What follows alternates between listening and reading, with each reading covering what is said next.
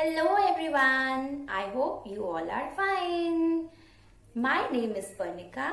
On behalf of Sri Rama Bharati Public School online classes, I welcome you all here. So the topic for today is what is a processing device, what is an output device and what is a storage device. So let's start.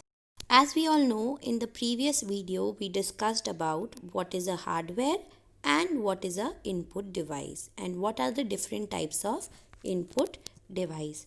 Moving forward, today we'll be discussing about what is a processing device. So the processing device is a device which works on given input. Whatever input you give to the computer, the processing of that input is done by the processing device. For example, if I ask computer or if I give an instruction to the computer to add two numbers, so the addition which will be done by the processing device. So which is the processing device which is available with the computer? Yes, right. It is the CPU. CPU is one of the most important part of the computer and is one and only processing device available with the computer. What does CPU stands for? CPU stands for Central Processing Unit. Once again, what does CPU stands for? CPU stands for Central Processing Unit. It is said to be the brain of the computer. Brain of the computer is the CPU. It is one of the most important part of the computer just because it can store data and information. It can control the overall functionality of the computer. Moving forward, here it is. How does a CPU box looks like? The number 1 image shows the front side of the CPU box, whereas number 2 shows the back side of the CPU box. So the front side of the CPU box consists of number 1 CD/DVD drive, under which we can insert our CD or DVD. The second image shows the back side of the CPU box. The back side of the CPU box consists of many slots into it, in which we insert the cable and with the help of which the other parts of the computer works. So we'll not be moving forward with the details of the slots which are present in the CPU box. We'll be doing it in the higher classes. Now there are three components of CPU. CPU is a combination of three main components. First is the ALU, the second is the MU and the third is the CU. So there are three components of the CPU.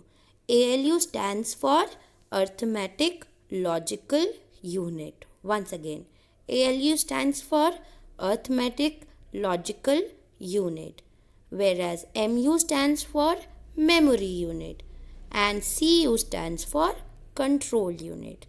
We'll be talking about them in details. ALU. ALU, the full form as we studied, is the Arithmetic Logical Unit. As its name suggests, the same functions are being performed by the ALU.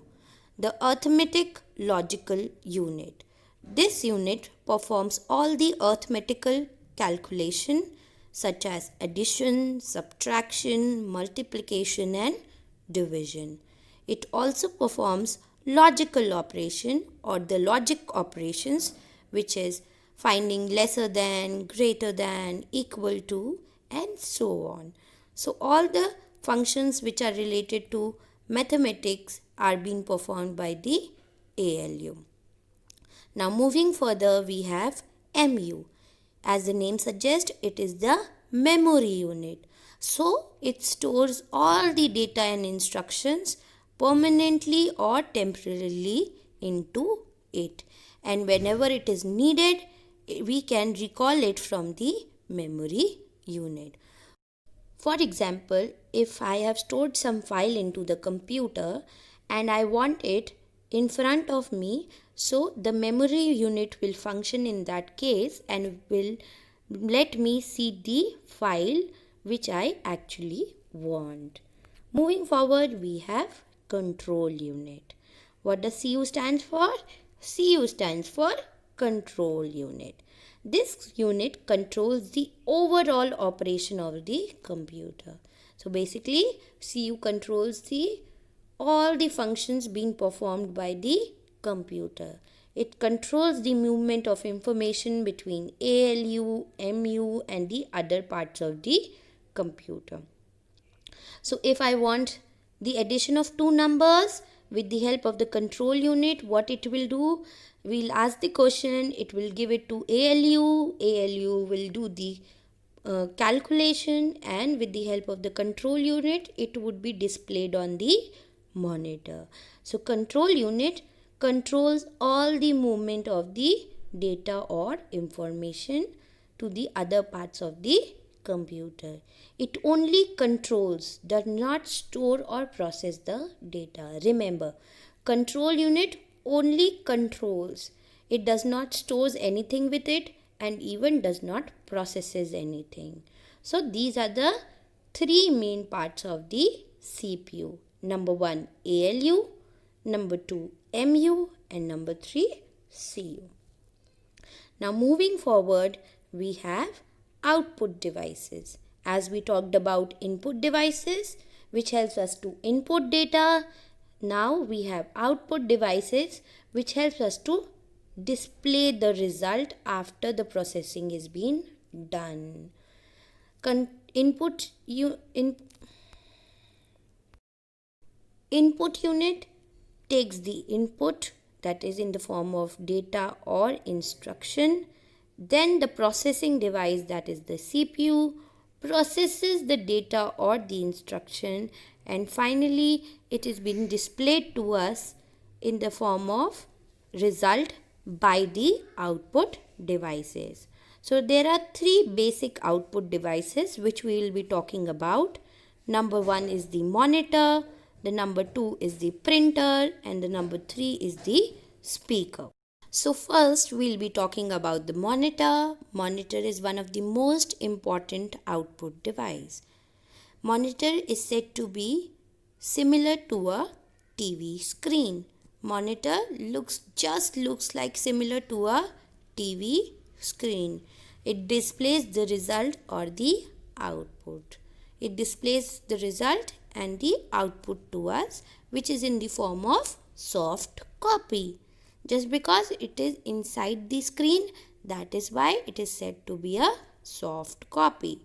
And the monitor, if we talk about, it is available in different shapes and different sizes. The next is the printer. Printer is also one of the output devices.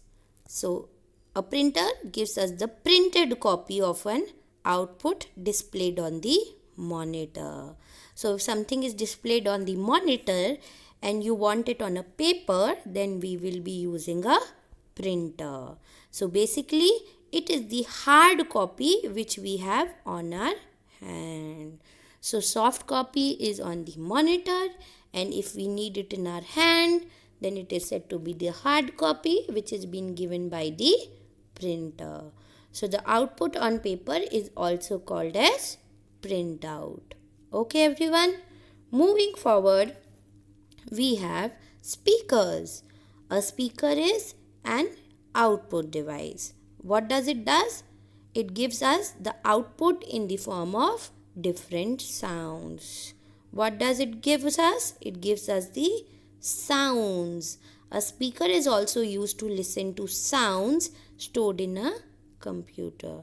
For example, if any music or any song or any recording of yours is stored in the computer, and if you want to listen to it, so with the help of the speaker we can listen to the songs which we want. The next which we have is the headphones. The headphones are used to listen to the audio or to the music. The only difference between a headphone and a speaker is once we play any music in a speaker, then it would be audible to everyone. But once we listen a music using a headphone, it would be only listened by us. So it gives us the privacy. It gives the privacy to the user. So these are the three basic output devices. Moving forward, just a quick introduction to what a storage devices are. So storage devices are the hardware devices which are used to store data. So if you want to store any data, instruction, or any of your files or any of your recording, then we'll be using a storage device. The storage devices are divided into two important parts. The number one is said to be the internal storage device, whereas the second one is the external storage device. Both the internal storage device and the external storage device does the same function. They both store the data or the instruction which you want. But there is also a difference between both of them, which we will be doing in the next class. Till then, stay tuned, and if you have any doubt, once again go ahead and view the video. Till then, bye bye, take care.